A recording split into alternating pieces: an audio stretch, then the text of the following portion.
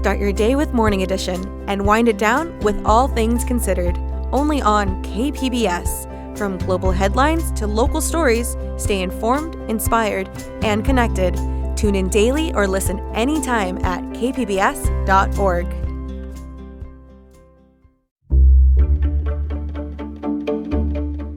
Good morning, I'm Lawrence K. Jackson. It's Wednesday, October 29th.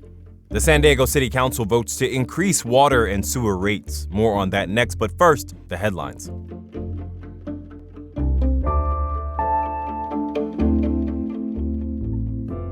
San Diego County officials announced that due to the ongoing federal government shutdown, San Diegans who receive CalFresh benefits will see a delay in their November benefits.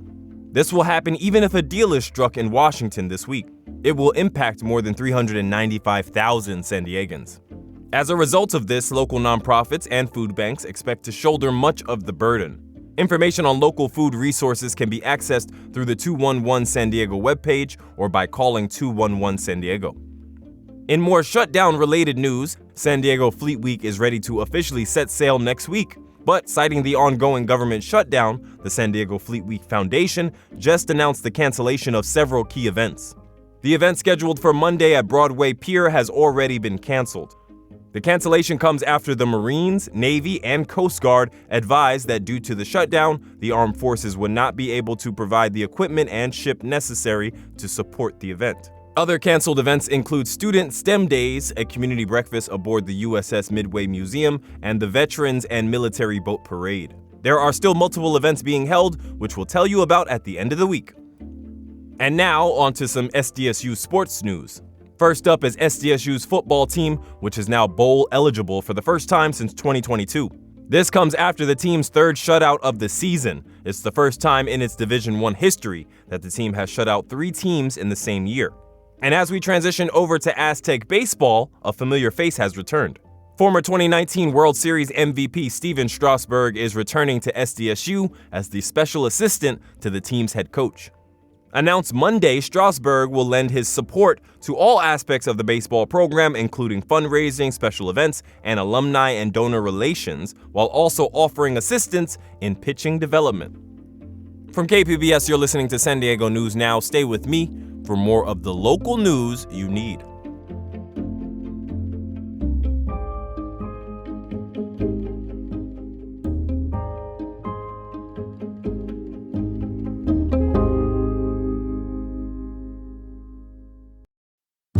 Stay connected to the world around you. KPBS brings you trusted news, compelling stories, and in-depth reporting every day.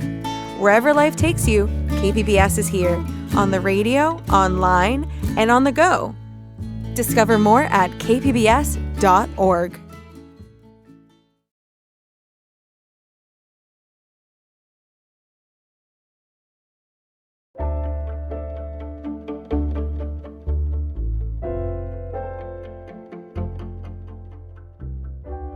The San Diego City Council yesterday approved a series of increases to water and sewer rates. Metro reporter Andrew Bowen says the rate hikes were scaled back due to affordability concerns.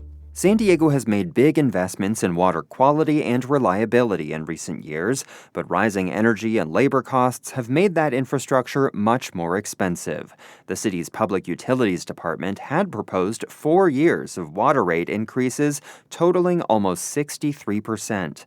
Instead, the council approved 2 years of rate hikes. Councilmember Stephen Whitburn said no rate hikes at all would be catastrophic. And if we default on the city's debt, it would be awful for San Diego's reputation. It would drive up the cost of borrowing money, and it would result in even higher water rates in the future. It's unclear whether the city's water costs will stabilize by 2028. In the long term, climate change will likely make water more scarce and more expensive. Andrew Bowen, KPBS News.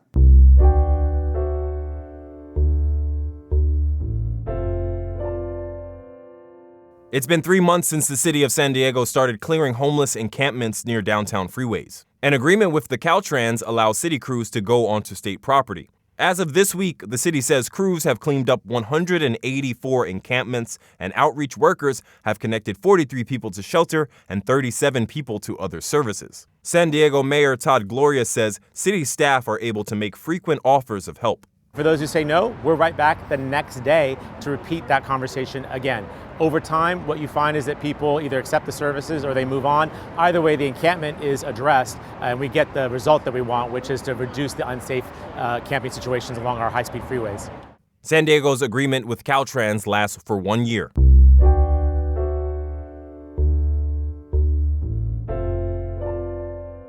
Embattled Poway Council member Tony Blaine was charged on Friday by the DA's office with 4 felonies and a misdemeanor. He is currently deployed in the Balkans. North County reporter Alexander Wen looks into what happens when deployed service members are charged in civilian court. The charges Councilmember Tony Blaine is facing include perjury, bribery, and destruction of public papers, all felonies. He is also facing a recall effort. Steph Kroll is a former attorney with the Judge Advocate General Corps. She says the military has a system called flagging that will restrict the movement of deployed service members who are facing charges. Generally, service members who are deployed who are facing charges in the civilian system will be returned from the deployed environment to appear at whatever court proceedings that they need to appear for in the civilian system. She says it's highly likely that he is in the process of being returned to the U.S. Blaine is expected to be arraigned Monday, 1 day before the special election to recall him. Alexander Wen, KPBS News.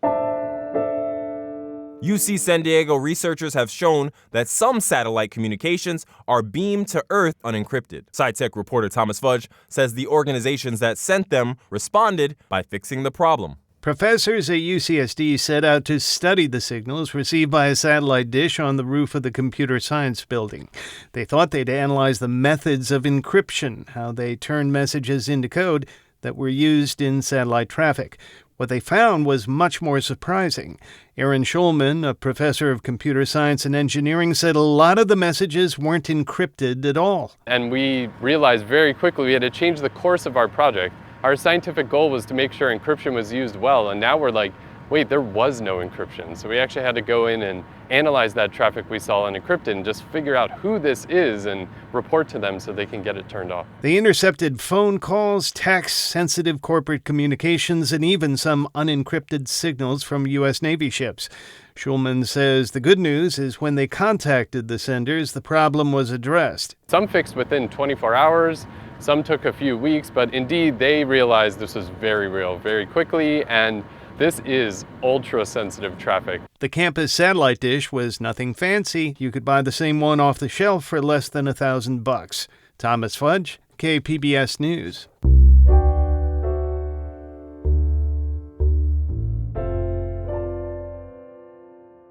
The National City Public Library is celebrating its first year of a new kind of borrowing program. South Bay reporter Corey Suzuki says this program doesn't check out books or DVDs, it has power tools.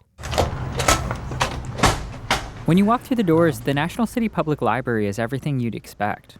The bookshelves, the bulletin boards, the tables of people quietly working or chilling out. But if you head up the stairs, around the corner, and past the water fountain, you'll find something unexpected. It's very much like a typical office space, but instead of having desks in here and chairs, it's just mostly shelving units full of tools. Alex New is the systems librarian here. About a year ago, he started the library's first tool lending program, which checks out different kinds of tools to anyone with a library card. And we're not just talking hammers or screwdrivers. This place has some serious hardware. Some of our more recent additions have been concrete tools. So we have a concrete saw down here, and in this case is a jackhammer. The program is the first of its kind in San Diego County. It's small but growing and is open to anyone with a National City Library card, which means anyone with a county address. Over the past year, New says they've registered more than 100 patrons and checked out more than 600 items. At first, the program was only open for in-person checkout Monday and Wednesday evenings, but more recently, they've started using an online checkout system. Everything we have on our website, there's a full catalog of tools. People can reserve them in advance if they wanted to. And then on each tool, we have a tutorial for how to use them as well. Tool lending programs at public libraries aren't unheard of, but they aren't common by any stretch. In 2021, a study found only 50 of them nationwide. New first learned about these programs around a decade ago when he was living in Portland. He needed a lawnmower but didn't have the money to buy one. His neighbor said there was a library just a couple miles down the road. It was just like an aha moment, like, oh, this is like a new treasure that I just stumbled upon. New dreamed about starting his own program. When he joined the National City Library in 2018, he says it felt like a place that just made sense. One of the poorer cities in the county, and one with a lot of older homes. New applied for a state environmental grant and used the money, $30,000, to stock up on more than 200 tools, focusing on electric hardware, gardening supplies, and equipment for cars, bikes, and crafting. The tiller's our favorite. Yeah. Allison and Johnny Calderon moved to National City 2 years ago. They come by regularly for gardening equipment like the tiller, which is used to break up the soil before planting. We found out that there's a lot of gardeners in National City, and some of our neighbors are pretty big gardeners, so they've kind of encouraged us to grow our own food, and Allison's a vegetarian, so it's been like a fun project for both of us. A couple days later, I stopped by the Calderons to see their garden in person. The southwest corner of their house is crowded with beds of vegetables, blooming with tomatoes and stalks of corn. Johnny bends down and picks up a small pumpkin. We were able to clear this whole area out because this was all grass as well. And then we were able to build some of the framing for the garden beds. Along with the garden, the library's tools have also helped them build what feels like a new home. The newly married couple are recent arrivals to National City. Allison says it's given them a way to become a part of the neighborhood. We moved away from a lot of our friends and family in Northern California and came down here not knowing a ton of people. So it is really nice to just have a friendly face pop over. Let me get the doorstop. Back at the library, Alex New says these kinds of experiences are part of their goals for the program. He's seen plenty of first-time homebuyers coming in, but also patrons working on things like folklorico dresses or looking to change their tires. Last year, as New was leaving for his lunch break, someone came in and said their car wouldn't start. New went straight to the tool library. And we have a battery pack that we can loan out. I was able to just come out here, grab it, and jump his car for him. Libraries, New says, are much more than just a building full of books. They're always trying to adapt to the needs of the places and people they serve. This is one way of us showing to the community that we're here for them, we're there to support them for more than just, checking out media or finding information. They're still doing that, he says, just in a different way. In National City, Corey Suzuki, KPBS News. That is it for the podcast today. As always, you can find more San Diego news online at kpbs.org. I'm Lawrence K. Jackson. Thanks for listening and subscribing. By doing so, you're supporting public media, and I really want to thank you for that. Have a great day.